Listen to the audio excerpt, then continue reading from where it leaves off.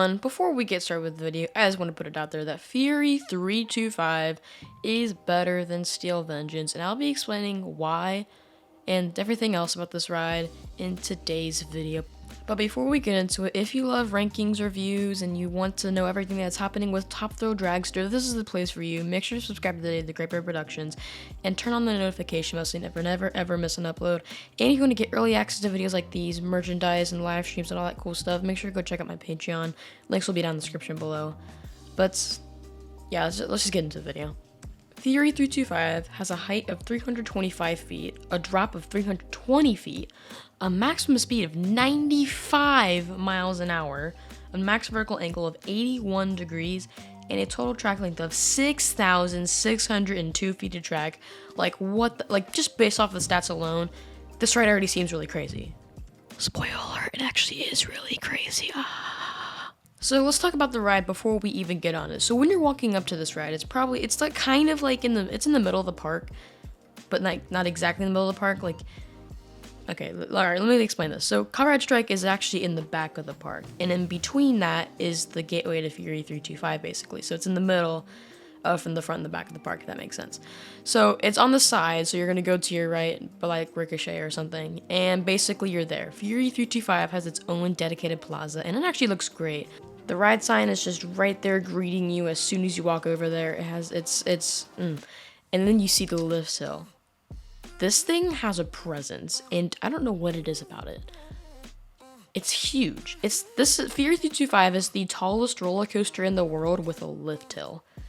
If that doesn't put into perspective how big this thing is, I don't know what does. Oh wait, yeah, I know. Carowinds literally in their merchandise store for Fury 325 gives a comparison on how big this thing is compared to other stuff. This thing is taller than the Statue of Liberty. Like, what? That is just insane, but oh my gosh, guys, this ride's fun. So anyways, so you're gonna go up to the gate and you either go in the fast lane line or the regular line. So you go in the regular line. There is a water fountain in the queue. Apart from that, that's really it about the queue. So you get up to the station, and again, there's like no theming. And then you get on the ride. My favorite seat is actually the back row left seat. A lot of people say the front row is best. And I actually did ride this in the front row for my first ride because I thought it would be the best row, but it actually wasn't. So let's just go to the back row. So you're in the back row left wing seat, and you're going up this lift hill, and it's slow, but it's awesome because on your left you see the entirety of downtown Charlotte, which is actually really cool. And if you're sitting on the left side, that's all you really see. On the right side, I would never know because I only sat on the left side the entire time, every time I rode this ride. So I wouldn't know anything from the right side of the train, but the left side of the train is pretty good too. Alright, so you're going down this first drop. This first drop is amazing. Of course, it's 320 feet, so it lasts for 4 seconds. 4 seconds of airtime, weightlessness, everything. It's amazing. And then we go into this turnaround, which actually has some really good whips. Something that was very surprising about this ride. If you've been on I-305, it's kind of like that kind of whip, but it's like B&M'd, if that makes sense. It's B&M'd. It's it's basically B&M's version of this like switchbacks, insane switchbacks, basically. And it's actually really nice. These are really good moments of lateral forces that no one ever talks about for some reason. Anyways, so we go into this, and you go into yet another switchback, which this is actually the most powerful one and one of my favorite moments of the ride. Fun fact, it's really awesome. So after this, you're gonna go over, I think the pathway. You're gonna go over like the entrance, as you this is like the main gate part of the entrance, and this is I think where you go over to South Carolina, which is actually something I didn't mention. This roller coaster is located in 2 states, North Carolina and South Carolina. That's just really cool. Okay, anyways, so then you're gonna go on to probably what most people say is the best part of the ride, and that is the treble clef. If you actually look at it from an angle, it looks like a treble clef. It's not really a note, so it's a clef. It looks like a treble clef. You get some awesome sideways airtime at the top, and especially if you're in the left seat, you get a lot, and you get whipped back when you're going underneath the ground into this tunnel. After that, after you get come out of the tunnel and stuff, you kind of level out a bit, then you turn to your left, and then you level out again, and go into this airtime hill that is trimmed. But you know what? It doesn't matter, because this is not a B&M hybrid hill, guys. This is ejector airtime. This is not float or anything. This is straight up ejector airtime. And a lot of people that haven't ridden this say The Fury's not that good, and the airtime doesn't look great, but it has ejector airtime, guys. And after this, you do get a little bit of a break with a long, drawn-out helix, which I honestly don't mind. And I have to highlight something. This one pole right here, everyone mentions is a near-miss element, and I can actually agree with that because of the fact, like, okay, so every time I've ridden this roller coaster, they always put their hands down, except for this one part. Everyone always tries to touch it. Everyone on the train always puts their hands up for this one part, and I think it's hilarious.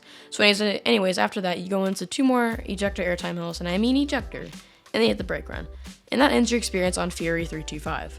So let's not get into the portion of the review that actually states why this is better than Steel Vengeance. And oh boy, there is a bunch of reasons. For one, this ride is actually long, just like Steel Vengeance, and it has a full package. Ejector airtime, laterals, long drawn-out elements, very fast-paced elements, a good drop, a really good layout, unique elements, and it goes through 2 freaking states. Like, that is amazing. Now, the number one reason that I put this over Steel Vengeance, and fun fact, Fury 325 is my number 1 roller coaster overall, the reason for that is the night rides on this thing.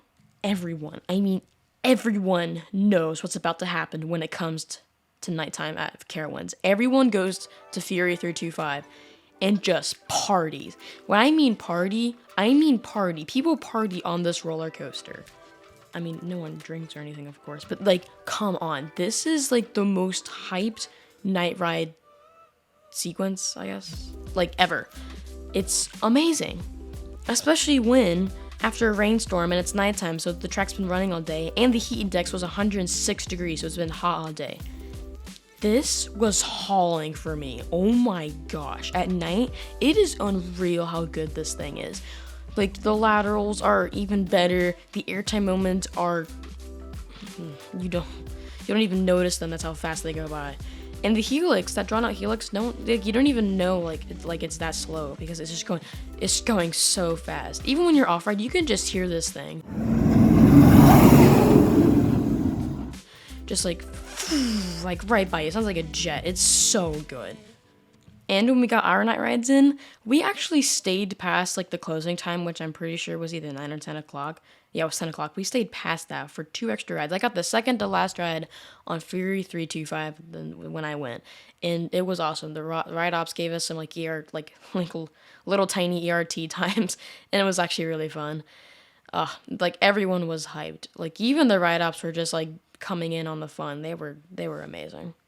So yeah, that's why Fury is my number 1 roller coaster, and that's why this ride's actually really good. So this will actually conclude my review of Fury 325.